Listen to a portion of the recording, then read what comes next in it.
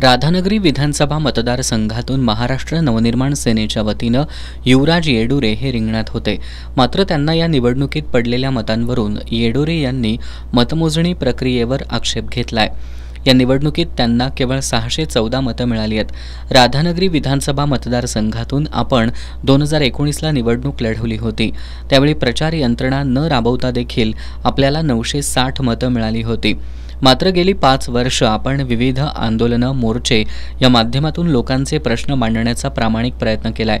या मतदारसंघात मनसेच्या जवळपास 174 शाखा आहेत।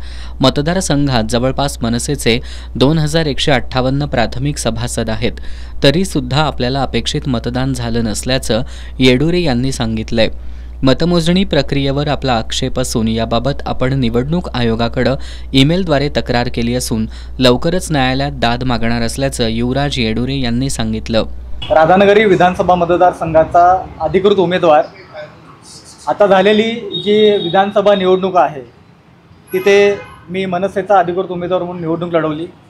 माझा विजयी उमेदवारावरती किंवा पराभूत उमेदवारावरती कुठल्याही प्रकारचा आक्षेप नाही आहे, कारण जे मतदान झालेले आहे त्या मतदान झालेल्या प्रक्रियेमध्ये जे मला मतदान पडलेलं आहे ते 2019च्या पटीमध्ये पेक्षा सुद्धा कमी पडलेलं आहे। त्या मतदानावरती माझा आक्षेप आहे।